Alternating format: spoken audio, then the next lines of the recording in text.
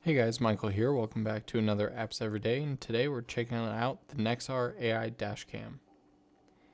So this is not an app. You also have to have the hardware that goes along with it, but it's a very clean and simple app, but incredibly useful if you want any sort of dashcam footage for accidents, or you just like looking at this sort of stuff. So last year they had a total redesign of the app, and it's incredibly useful and really clean and simple. So as you notice when you first bring it up, it brings you to the clips activity. What it does is it basically looks for any specific spots in your drive that may be worth recording and kind of separating into a clip, such as hard handbrakes. If it notices you almost hit someone, or you do hit someone, or someone hits you, it will kind of show up in here. And then you can also see in the full drives, and I can't click on any of these, it will bring it up into a full video player, and you can scrub through the entire trip, no matter how long it is. If I do it here, then it kind of throws the screen recording for a loop and thinks I'm trying to like AirPlay something. But yeah, so if I were to tap on any of these, I could essentially watch my full drive and either scrub to a specific part.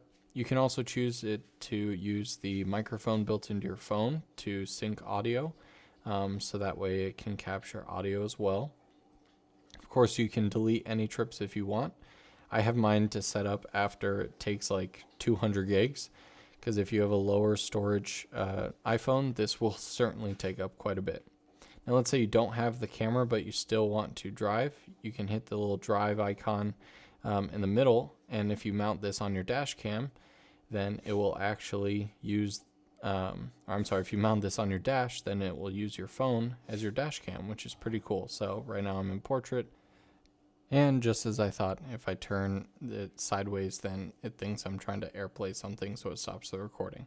Yeah, so you can turn it sideways to get more of a landscape view, but here you can basically just use your phone as a dash cam. So I guess you don't really have to buy it, but yeah, you can see in the top right is where you get options for cutting off the live feed, turning on the audio to use, and then you have road warnings. So if it's a new feature that's still in beta, I don't really see it all the time, but if you have something like closed roads or hazards ahead, then it uses map data to warn you.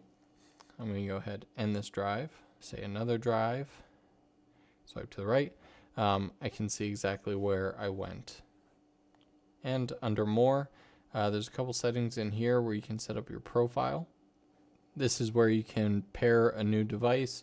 You can choose data storage, how much of it it's actually going to use of your data. So 20% of available storage, 50, 70. So you can choose how much before it starts dumping stuff. And it also does have their own cloud storage, which is unlimited, which is nice.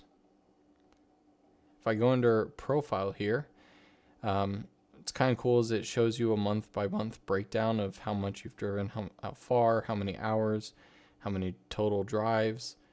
So it's kind of cool to see how much you drive. So comment below if you have this app and what your statistics look like.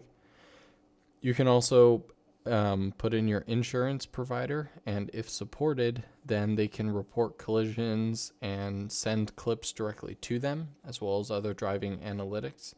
So that's pretty cool.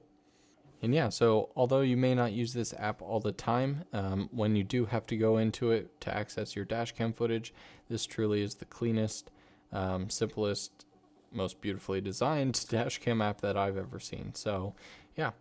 Don't forget to comment down below if you have any apps that you want me to check out. And don't forget to get subscribed and come back tomorrow for another Apps Every Day.